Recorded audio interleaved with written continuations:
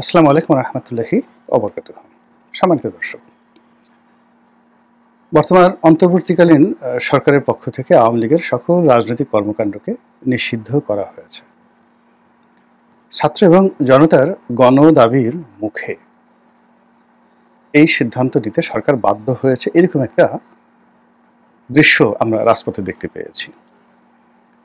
ছাত্র জনতা বলতে এনসিপি এবং জামায়াত ইসলামী, তাদের কর্মী এবং সমর্থক, তার সঙ্গে সঙ্গে অন্যান্য তাদেরকে যারা সমর্থন করেন, রাজনৈতিক দল মত যারা আছেন, তারা অনেকেই প্রথমে যমুনাতে সেই শুক্রবার দিন তারা সমাবেশ করে যমুনার সামনে, ডক্টর ইউনূসের বাসার সামনে তারা তাদের দাবি জানাতে থাকে এবং সেখান থেকে তারা আবার শাহবাগের দিকে চলে যায়। তো যমুনা থেকে যেভাবে তারা শাহবাগের দিকে চলে গিয়েছিল এবং তাদের যে আরেকটি স্থান রয়েছে ঢাকা বিশ্ববিদ্যালয়ের রাজু ভাস্কর্য, সেখান থেকে আবার সম্মিলিত হয়ে বা একত্র হয়ে তারা শাহবাগের বিস্তীর্ণ এলাকা ঘেরাও করে। ভিতরে কত লোক ছিল তা আমরা বলতে পারবো না, তবে আমি যখন কালকে রাত 9:30 পর্যন্ত মানে ঢাকার রাজপথে ছিলাম, টেলিভিশন টকশোতে গিয়েছি, তখন যেটা দেখলাম যে একদিকে কাঁটাবন, এখানে কাঁটাতারের বেড়া দিয়ে সেখানে বন্ধ করে দেওয়া হয়েছে। বিশ্ববিদ্যালয়ের ওই এলাকা তো বন্ধ আছেই এবং ওখানে কেউ ঢুকছে না। অপরদিকে মৎস্য ভবন, তাহলে কাঁটাবন থেকে মৎস্য ভবন, আবার এইদিকে ইন্টারকন্টিনেন্টাল শুধু নয়, পার হয়ে একেবারে বাংলা মোটর পর্যন্ত বন্ধ করে দেওয়া হয়েছিল। ভিতরে কারা গিয়েছেন, কতজন ছিলেন, হাজার ছিলেন, লাখ ছিলেন না কোটি ছিলেন, সেটি প্রশ্ন নয়, কিন্তু যে বিস্তীর্ণ এলাকায় কাঁটাতারের বেড়া দিয়ে অবরোধ তৈরি করা হয়েছিল, তাতে অবস্থা দৃষ্টে মনে হচ্ছিল যে কম করে হলেও 10 লাখ 20 লাখ লোক সেখানে জড়ো হয়েছিল। কিন্তু আমরা টেলিভিশনে যে খবর দেখেছি বা যেভাবে জনসমাগম দেখেছি, তাতে এটা কি 2000 ছিল না 2 লাখ ছিল, এটা যারা দেখেছেন তারাই এটা বুঝে নেবেন। ফলে কি হলো যে বিশাল আয়োজন, এই আয়োজনের সঙ্গে সরকারের মদত ছিল এবং এটি সরকারের একটা সাজানো নাটক, এটা অনেকে বলার চেষ্টা করেছে। কারণ হলো এখানে এই অবরোধগুলো তৈরি করা হয়েছে, এখানে সরকারের একটা গ্রিন সিগন্যাল ছিল। তারপরে যখন যমুনার সামনে ছাত্ররা জনতারা আন্দোলন করার চেষ্টা করলো, তখন সেখান থেকে তাদেরকে পানি খাওয়ানোর জন্য, তাদের উপর ঠান্ডা পানির ছিটা দেওয়ার জন্য সিটি কর্পোরেশনের যে মেহমানদারি, এটি এই বাংলাদেশে নজিরবিহীন ঘটনা। আবার সেখান থেকে ছাত্র জনতা কারো অনুরোধে বা যাকে বলা হয় স্বেচ্ছায় যেভাবে শাহবাগে এলো এবং তাদেরকে সম্মান জানানোর জন্য যেভাবে উপদেষ্টা পরিষদের জরুরি বৈঠক হলো এবং সেই বৈঠক থেকে যেভাবে তাদের দাবি দেওয়া মেনে নেওয়া হলো, এটা রীতিমতো নিদারুণ এক চিত্রনাট্য, অনেক সুন্দর একটা নাটক।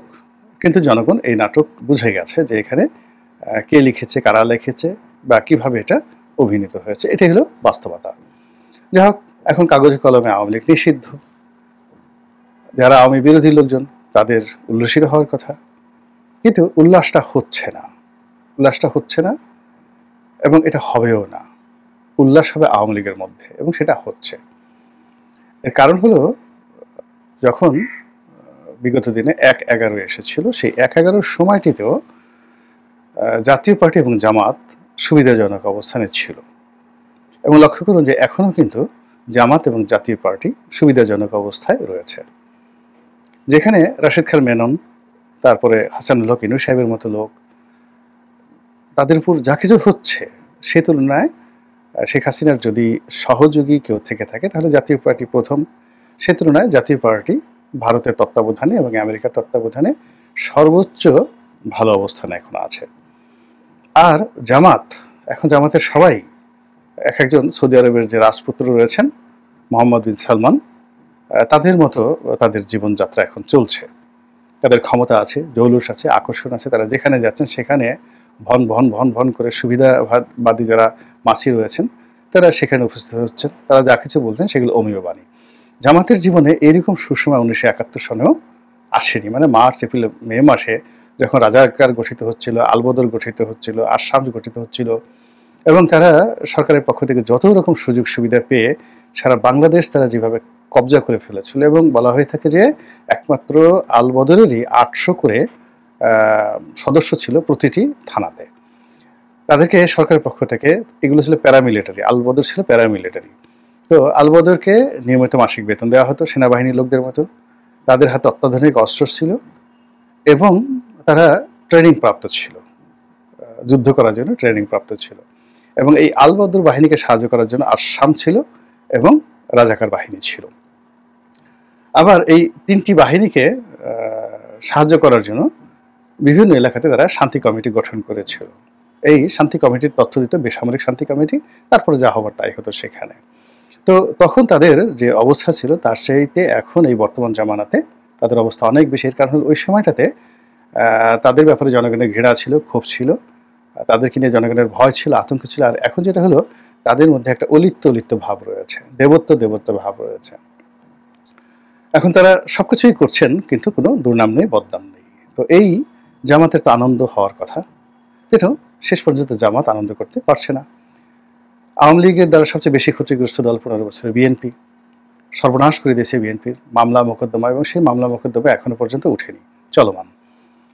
বিএনপিকে লোভ দিয়ে, লালসা দিয়ে বা কিছু সুযোগ দিয়ে এমন একটা জালের মধ্যে আটকে দেওয়া হয়েছে। ফলে বিএনপি যে সকল ধড়িবাজ, দুর্নীতিবাজ কর্মকর্তা ছিল, সামরিক বেসামরিক পুলিশ, প্রথম দফায় তাদেরকে বের করে আনা হয়েছে এবং বিভিন্ন পদ পদবি দিয়ে আবার এখন তাদেরকে টাইট দেওয়া হচ্ছে। এমন টাইট দেওয়া হচ্ছে যে অনেকের যান যায় অবস্থা। তারপর বিএনপির যে সকল চাঁদাবাজ রয়েছে তাদেরকে আকৃষ্ট করার জন্য জেলখানা খালি করে দিয়ে একেবারে সমস্ত ক্রিমিনালদেরকে বের করে দেওয়া হয়েছে। এবং এই সকল ক্রিমিনালরা বিভিন্ন এলাকা থেকে দখল নিয়েছে, এবং তারা যে কাজটি করেছে, প্রথমত তারা বিএনপিকে তাদের সাবস্টিটিউট পাওয়ার হিসেবে তারা নিয়েছে। আর সেকেন্ডলি তারা আওয়ামী লীগের যে সকল ধনাঢ্য লোকজন রয়েছেন তাদেরকেও ওখানে এস্টাবলিশ করে দিয়ে একটা সাম্রাজ্য গড়ে তুলে পুরো এলাকাতে যে ত্রাসের এবং সন্ত্রাসের রাজ্য কায়েম করেছে, যার পুরো দায় দায়িত্ব BNP, but it is pre planned and well designed. এই গেল বিএনপির অবস্থা। তো জামাতের কথা তো বললাম, এনসিপিরও একই অবস্থা। এনসিপি গঠন করার পর থেকে তারা অনেক কিছু আশা করেছিল, চেষ্টা করেছিল, কিন্তু সেই জিনিসগুলো তারা পারছে না। ফলে এখন তাদেরকে বিভিন্ন মহলের, বিভিন্ন এজেন্সির কথা অনুযায়ী কাজকর্ম করতে হচ্ছে। এনিওয়ে, এই যে আওয়ামী লীগ নিষিদ্ধকরণের যে প্রক্রিয়াটি, এটি কাদের মাথা থেকে এসেছে, কেন এসেছে, কিভাবে এসেছে, আওয়ামী লীগকে পুনর্বাসন করার জন্য, শেখ হাসিনাকে রক্ষা করার জন্য, নাকি আওয়ামী লীগ ধ্বংস করার জন্য, শেখ হাসিনাকে শিক্ষা দেওয়ার জন্য, সেটা সময় আসলে বোঝা যাবে। কিন্তু ব্যবস্থা হলো বা অবস্থা হলো, এই প্রক্রিয়ার ফলে অন্যান্য অনেকের কপাল পড়বে, কিন্তু শেখ হাসিনার এবং শেখ পরিবারের কপালে রীতিমতো চন্দনের ফোঁটা পড়েছে। তাদের বৃহস্পতি এখন তুঙ্গে। এই কারণে তুঙ্গে যে 1/11 সময়টিতে বিএনপি এবং আওয়ামী লীগ এই দুটো দলকে -2 ফর্মুলাতে ফেলে দেওয়া হয়েছিল।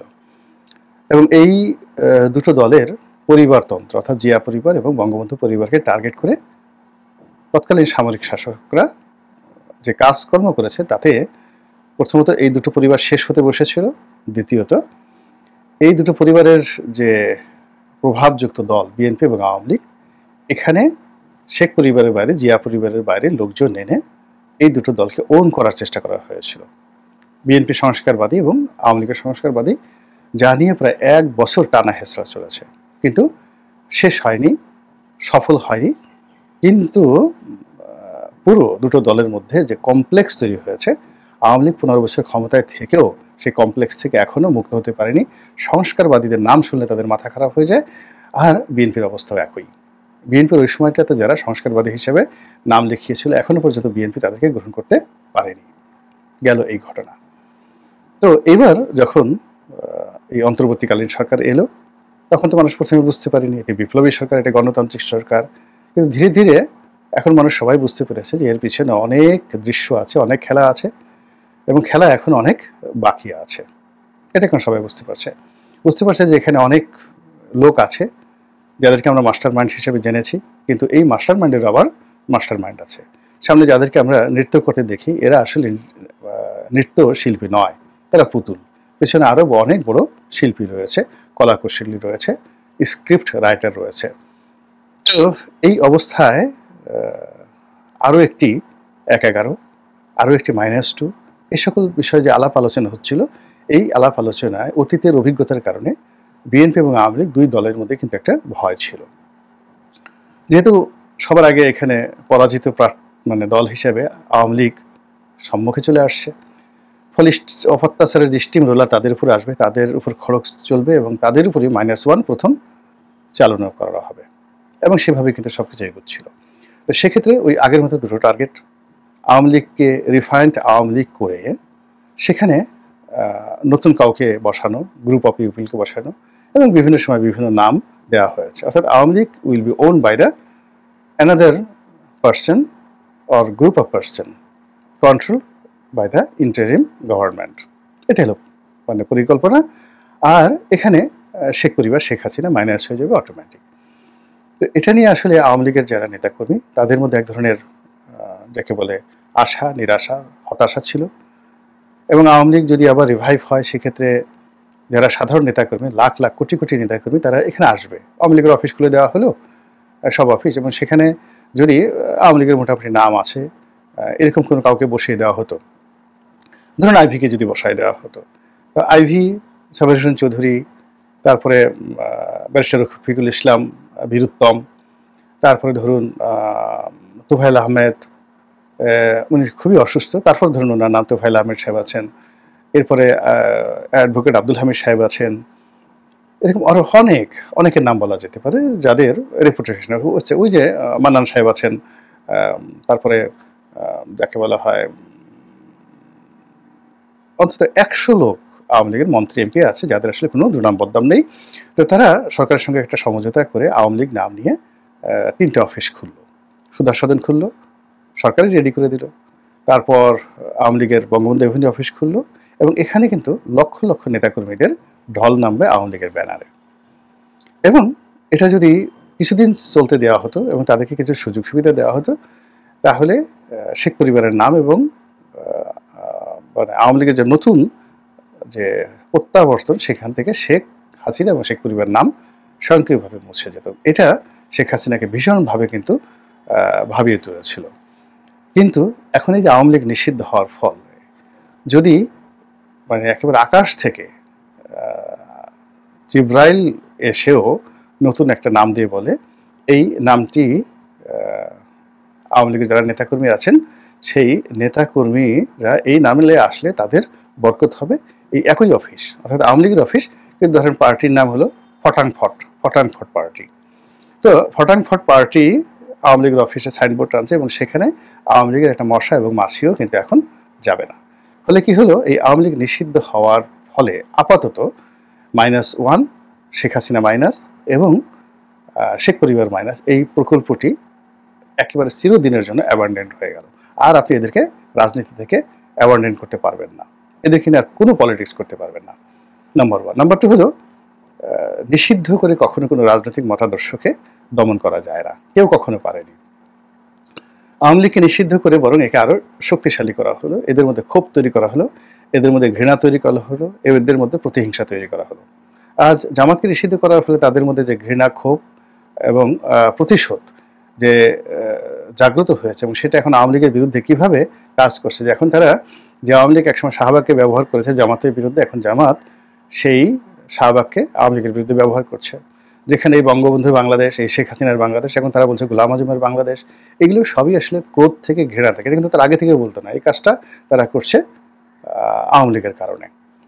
তো এই যে আওয়ামী লীগকে ব্যাকফুটেজে পাঠিয়ে দিয়ে জামাতের যদি 5 to 6% or 3 to 4% তাদের সমর্থন থাকে, তাহলে 35% লোকের মনে ঘৃণা, ক্রোধ এবং বিক্ষোভ জাগিয়ে দেওয়ার পরিণতি কি হতে পারে ক্যালকুলেটর লাগবে না, আপনি নিজেই মোটামুটি এটা বের করে ফেলতে পারবেন। এখন বক্তব্য হলো যে আওয়ামী লীগ নিষিদ্ধ হয়েছে, এটা দেখে আওয়ামী লীগের খুশির বন্যা, শেখ পরিবারের খুশির বন্যা, শেখ হাসিনা রীতিমতো আনন্দে গড়াগড়ি দিচ্ছে বলে আমি ব্যক্তিগতভাবে মনে করি। আল্লাহ আমাদের সবাইকে হেদায়েত দান করুন এবং হেফাজত করুন। আসসালামু আলাইকুম রহমতুল্লাহি ওয়া বারাকাতুহু।